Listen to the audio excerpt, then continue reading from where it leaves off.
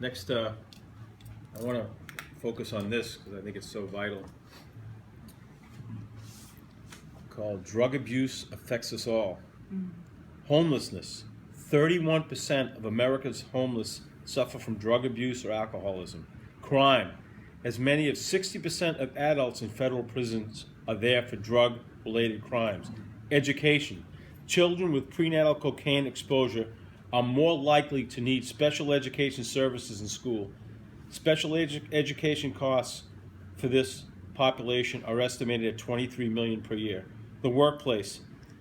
Illicit drug users were more likely than others to have missed 2 or more days of work in the past month and to have worked for three more employers in the past year. The community impact of drug abuse.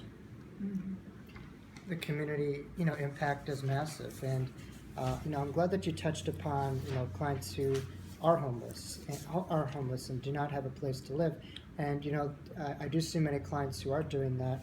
I think it's so important that we do provide people with ways to succeed and to feel good, and unfortunately that's not always there. But you also touched upon the mental health aspect, where people who are abused are more susceptible to substance abuse. Clients who deal with domestic violence or anything. So the mental health piece is really a massive aspect of substance abuse. Mm-hmm. So Oh, yeah. I think that when you see someone and you say, okay, he has an intermittent explosive disorder, well, really what he could be using is marijuana, which affects his impulse control, and that's why he's also getting angry. But clients will brush that off and not say that marijuana has anything to do with my anger. So there's a mental health there's a massive correlation between mental health and substance abuse, and the two go hand in hand, and one may lead itself to the other. So it's about treating not just substance abuse, and my agency where I work for, in both of them we address not only substance abuse, but we address mental health.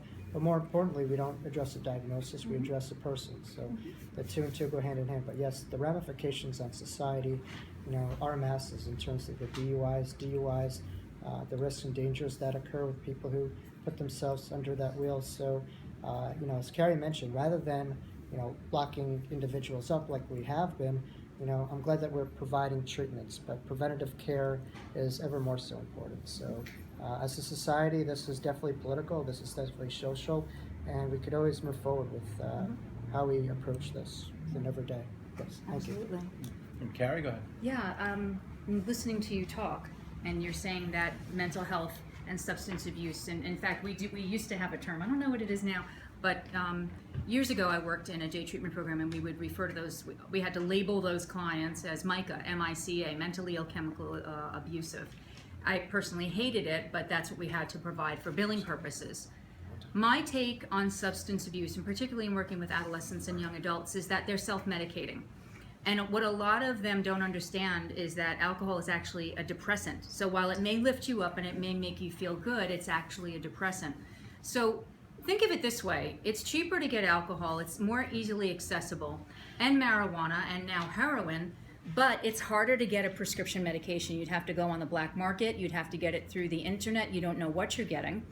And so it's actually more easily accessible, and those are actually more legal. Whereas somebody might need a prescription medication for a mental health diagnosis, of which I have another, that's a whole other topic, but that's where I think is at the root of a lot of the reasons for substance abuse right now.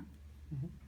Yeah, Good and point. a big part of treatment is to invite the psychiatric team to also help with this, because as Carrie mentioned, so many clients who do use alcohol are their own psychiatrists, and they really are medicating themselves for mental health. So that's why it's so significant for clients to get themselves into treatment, so that they could be taken off of substances, and we could provide them with prescriptions and prescription medications that really fit their needs, so that they're able to have things at hand. And it's so much more than just that, but it's diet, it's exercise, it's positive self-care.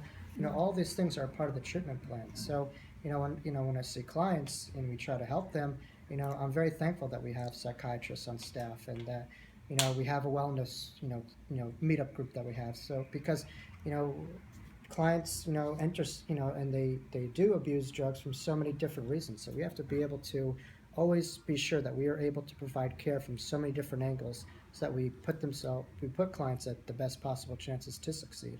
Yeah. Yes. Next topic I want to